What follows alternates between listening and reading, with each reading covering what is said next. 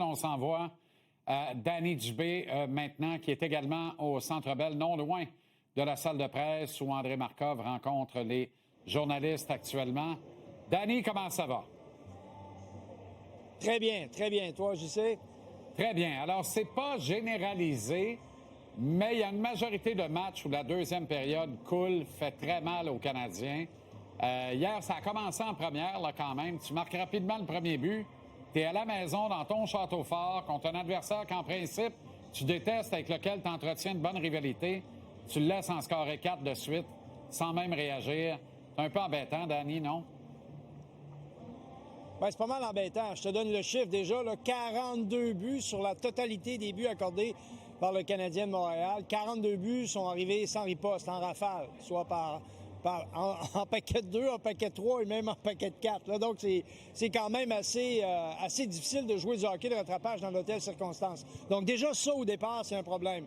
Je me suis attardé à la deuxième période, Jean-Charles, parce que pour moi, c'est à mi-chemin dans le match. C'est la période qui définit un petit peu si t'es capable de jouer avec les grands. Puis je m'explique. C'est que, habituellement, en deuxième période, des équipes qui sont vulnérables le sont dans leur territoire. Les changements sont plus difficiles à faire.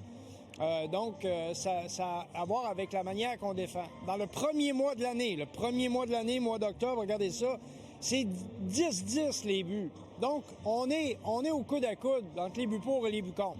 Donc, ça va. Ça veut dire qu'on fait un travail équitable par rapport à l'adversaire en deuxième période. Mais regardons ensemble le mois de novembre, ce qui exclut le dernier match.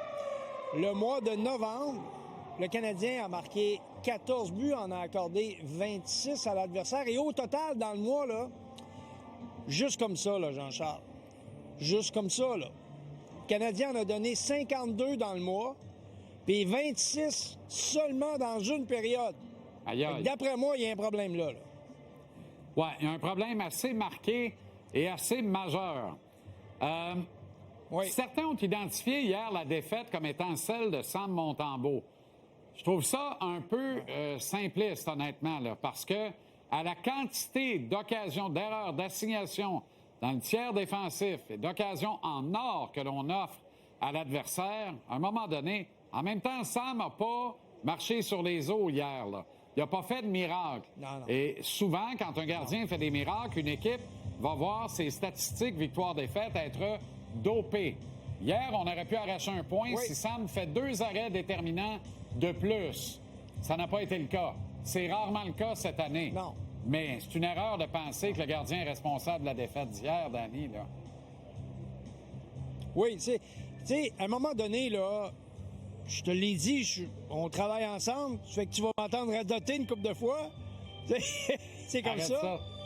Le gardien, là, c'est le pompier, là. Travaille quand le feu est pogné, là.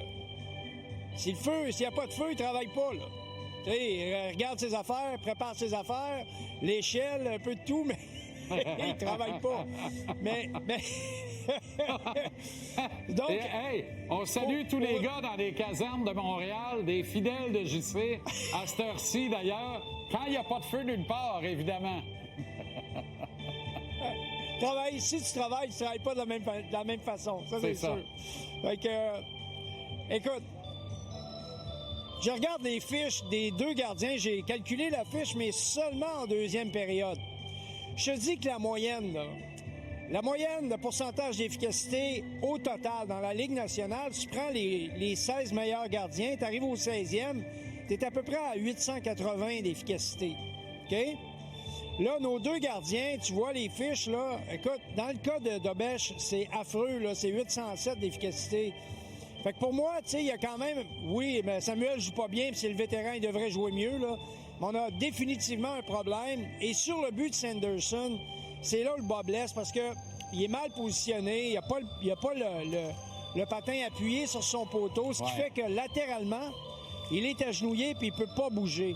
Il y a Donc, pas d'impulsion. ça permet à Sanderson d'aller placer la rondelle au poteau éloigné. Exact. Ah non, c'est un très mauvais positionnement, tu as tellement raison.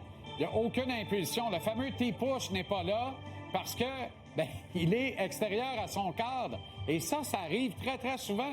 J'ai du mal à comprendre comment ça se fait que, mon Dieu, faut-tu ressortir le bon vieux truc des 2 câbles jaunes qu'on met un sur chaque poteau, Danny, puis qu'on tient au centre pour faire le triangle avec les poteaux, puis dire, regarde, il faut que tu tiennes à l'intérieur des câbles pour que tu sois dans ton cercle. Oui. C'est à croire que les gardiens ne voient plus le demi-bleu, la demi-lune bleue qu'il y a devant eux autres. On comprend rien. Ben écoute, il y a une seule explication, là, c'est la confiance. Quand la confiance n'est pas là, tu défies moins l'adversaire, tu défies au mauvais moment, tu vas essayer de deviner ce que l'adversaire va faire également, ce qui va te faire prendre un mauvais positionnement dans ton filet. Là, ben, c'est plus difficile de récupérer. Également, il faut bien le mentionner, le Canadien ne défend pas très bien, donc il y a plusieurs jeux surprises. Des jeux qui ne devraient pas arriver. Quand tu défends pas bien, c'est ce qui se produit. Puis hier, le duo Struble et Hudson a eu toutes les difficultés au monde. Puis moi, je suis un peu irrité par le fait qu'on place Struble, qui est pas un grand gestionnaire de rondelles, exact, avec un gars qui aime gérer la rondelle. Donc, ce qu'on fait, là, c'est simple.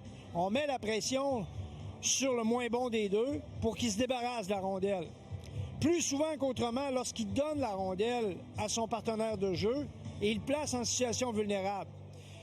Moi, je pense qu'une des clés actuellement pour se sortir de ce marasme, c'est, particulièrement, je parle de la deuxième période, c'est les duos de défenseurs, de briser le duo Matheson et Dobson et de faire jouer Dobson avec Struble. Si tu veux ce qu'on appelle le fameux shutdown, tu veux un duo que tu vas confronter aux meilleurs trios adverses, t'es peut-être mieux d'avoir un gars plus dimensionnel défensif, mais au moins, avec Matheson, si on surveille trop Hudson, moi je peux te dire, Matheson il est capable de profiter de ces opportunités-là, puis en même temps, il va continuer à avoir de la sobriété dans son jeu parce qu'il connaît son rôle.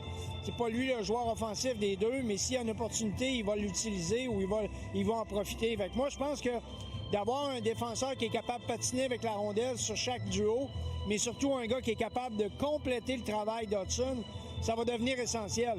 Parce qu'oublions pas une chose, là.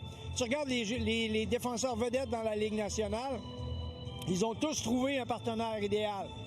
Si tu n'as pas ton partenaire idéal, là, c'est la chaise musicale autour de la place que ton partenaire occupe, même pour toi, même si c'est un joueur élite, c'est extrêmement difficile. Je doute qu'Adam Ekstrom devienne le partenaire idéal de Hudson, mais je pense qu'il est un partenaire très intéressant dans la transition qui nous amènera peut-être éventuellement tantôt au retour de Goulet, tantôt à l'arrivée dans la Ligue nationale de Reinbacher. Oui. Pourquoi Ekstrom ne joue pas tous les soirs, Danny, outre le fait qu'on veuille peut-être laisser Struble et Xhekaj dans la vitrine? C'est la seule explication. Elle me semble mince, mais c'est la seule que je trouve actuellement. Oui, je sais pas si c'est dans la vitrine, mais c'est sûr qu'on respecte les vétérans. On veut leur donner le temps de jeu qui va leur permettre de justifier, de se mettre en valeur. Mais éventuellement, là, on va passer à un autre niveau. Puis je pense qu'on est rendu là. Ce qui s'est passé hier, d'après moi, quand même des joueurs importants chez le Canadien, comme Jake Evans, qui a été laissé de côté d'ailleurs une très mauvaise saison, là, soit dit en passant. Fait que c'est sûr qu'à un moment donné, l'entraîneur est tanné de prêcher. Il va vouloir des résultats et ça va peut-être faciliter l'entrée en scène d'un gars comme Ekstrom. Danny, toujours un plaisir. On salue Mme Bibeau, qui est fidèle au poste dans les chroniques à domicile. J'étais sur le bord d'un petit pas de danse. J'étais juste sur le bord d'un petit pas de danse. Recule pas trop, ça glisse en arrière. Bonne soirée, bon match. Salut, Danny.